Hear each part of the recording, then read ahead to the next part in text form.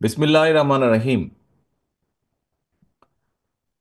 নড়াইল জেলা বিএনপি কর্তৃক আয়োজিত আজকের এই দ্বিবার্ষিক সম্মেলনের সম্মানিত সভাপতি জনাব বিশ্বাস জাহাঙ্গীর আলম, মঞ্চে উপস্থিত জনাব আমানুল্লাহ আমান, উপস্থিত অমিত আমার ছোট ভাই, উপস্থিত ছোট ভাই জয়ন্ত কুমার সহ উপস্থিত নেতৃবৃন্দ, আমার সামনে উপস্থিত নড়াইল জেলা বিএনপির 707 জন কাউন্সিলর বৃন্দ সহ উপস্থিত বিভিন্ন অঙ্গ ও সহযোগী সংগঠনের প্রিয় সহকর্মী ভাই ও বোনেরা, আসসালামু আলাইকুম। আজকে এই কাউন্সিল উপলক্ষে উপস্থিত যেই 707 জন কাউন্সিলর আছেন, প্রথমেই তাদেরকে শুভেচ্ছা দিয়ে আমি বক্তব্য শুরু করতে চাই। একই সাথে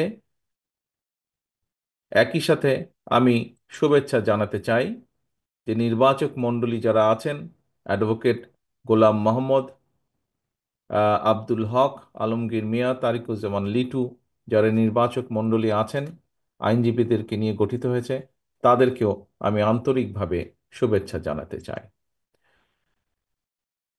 প্রিয় সহকর্মীবৃন্দ, আজ নড়াই জেলার দ্বিবার্ষিক কাউন্সিল অনুষ্ঠিত হচ্ছে। এই কাউন্সিলে আপনারা আগামী যে আমাদের সাংগঠনিক মেয়াদ আছে, সেই মেয়াদ পর্যন্ত নেতৃত্বকে নতুন নেতৃত্বকে আপনারা দায়িত্ব দেবেন। কারা আগামী 2 বছর পর্যন্ত এই জেলায় বিএনপির সংগঠনকে গড়ে তুলবে, বিএনপির সংগঠনকে মানুষের ভেতরে নিয়ে যাবে, কোন সে নেতৃবৃন্দ? অর্থাৎ দলকে কিভাবে সংগঠিত করবে, দলের আদর্শ, দলের নীতি সঠিকভাবে মানুষের কাছে পৌঁছে দিবে। একই সাথে যারা এই দলের জন্য বিগত দিনে সংগ্রাম করেছে, দলের ঝান্ডাকে ধরে রেখেছে, তাদেরকে মূল্যায়ন করা হবে। এই দায়িত্বগুলো আপনারা সঠিক নেতৃত্বের হাতে তুলে দিবেন। প্রিয় সহকর্মীবৃন্দ,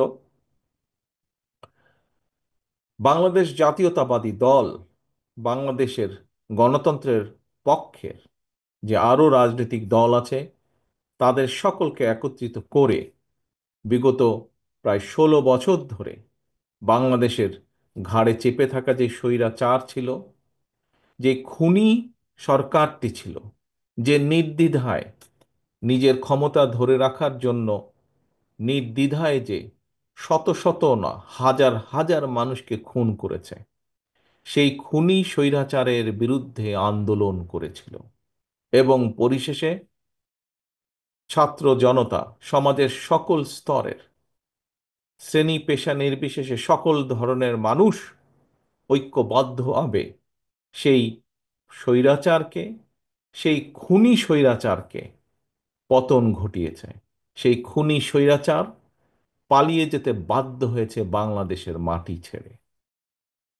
প্রিয় সহকর্মীবৃন্দ, আজ আপনারা এখানে যেমন একত্রিত হয়েছেন, কিভাবে দলের আগামী দিনের নেতৃত্বকে আপনারা ঠিক করবেন, ঠিক একইভাবে দলকে আবার পুনর্গঠিত করবেন, দলের নেতৃত্বকে ঠিক করবেন, ঠিক একইভাবে এখন সামনে সময় এসেছে যেই ভোটের অধিকারের দাবিতে, মানুষের কথা বলার অধিকার, রাজনৈতিক অধিকার প্রতিষ্ঠার দাবিতে বাংলাদেশের গণতান্ত্রিকামী মানুষ এত বছর পর্যন্ত আন্দোলন সংগ্রাম করেছে, কারণ তারা তাদের অধিকার ফিরে পেতে চেয়েছিল। আজ সামনে সময় এসেছে বাংলাদেশের মানুষের অধিকার প্রতিষ্ঠিত করার। বাংলাদেশের মানুষের গণতান্ত্রিক অধিকার, রাজনৈতিক অধিকার, অর্থনৈতিক অধিকার প্রতিষ্ঠা করার সময় এবং সুযোগ এসেছে। অর্থাৎ যেই গণতান্ত্রিক প্রক্রিয়ার মাধ্যমে বাংলাদেশের মানুষ তাদের ভবিষ্যৎ নেতৃত্বকে, কারা এই দেশের নেতৃত্ব দিবে, কারা বাংলাদেশের মানুষের রাজনৈতিক অধিকারকে প্রতিষ্ঠিত করবে, কারা বাংলাদেশের মানুষের, সাধারণ মানুষের, প্রান্তিক মানুষের অর্থনৈতিক মুক্তি অর্জনে সহযোগিতা করবে, সেই নেতৃত্বকে বাছাই করার সময় এসেছে। এবং সেটি কি, কোন প্রক্রিয়া?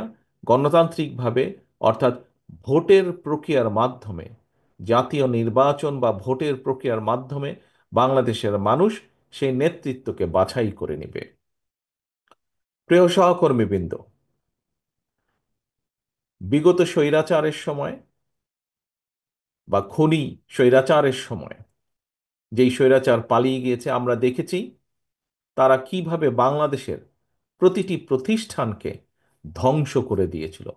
বাংলাদেশের অর্থনীতি, বাংলাদেশের শিক্ষা, বাংলাদেশের বিচার ব্যবস্থা, বাংলাদেশের পুলিশ প্রশাসন, বাংলাদেশের আমলাতন্ত্র থেকে শুরু করে বাংলাদেশের কৃষি, যাই বলি না কেন, শিল্প, অর্থনীতি, সব প্রতিটা ক্ষেত্রকে তারা ধ্বংস করে দিয়েছিল। এমনকি নির্বাচন ব্যবস্থাকেও ধ্বংস করে দিয়েছিল। আপনারা এখানে বহু মানুষ আপনারা আছেন, আজ হাজারো মানুষ উপস্থিত আছেন। আপনাদের প্রত্যেকের মনে আছে 2014 সাল বলুন, 2018 সাল বলুন, বা 2024 সাল বলুন, নির্বাচনের নামে দেশের মানুষের সাথে যে প্রতারণা করা হয়েছে, নির্বাচনের নামে দেশের মানুষের সাথে যে তামাশা করা হয়েছে, নির্বাচনের নামে কিভাবে জনগণের ভোটের অধিকারকে কেড়ে নেওয়া হয়েছিল, নির্বাচনের প্রহসনের নির্বাচনের নামে কিভাবে বাংলাদেশের মানুষের অমূল্য যে সম্পদ নির্বাচনী ব্যবস্থা, সেটিকে ধ্বংস করে দেওয়া হয়েছিল, তার প্রত্যক্ষদর্শী এখানে উপস্থিত প্রতিটা মানুষ তথা বাংলাদেশের 20 কোটি মানুষ।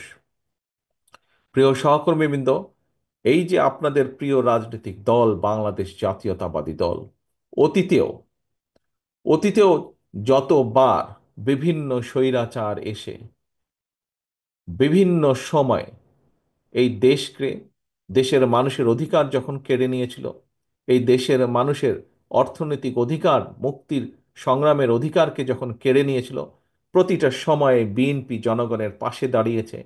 বাংলাদেশের মানুষ বাংলাদেশ জাতীয়তাবাদী দল বিএনপিকে দায়িত্ব দিয়েছে এবং বাংলাদেশ জাতীয়তাবাদী দল চেষ্টা করেছে বাংলাদেশের মানুষের দেওয়া সেই দায়িত্বকে, পবিত্র দায়িত্বকে যথাযথভাবে পালন করার।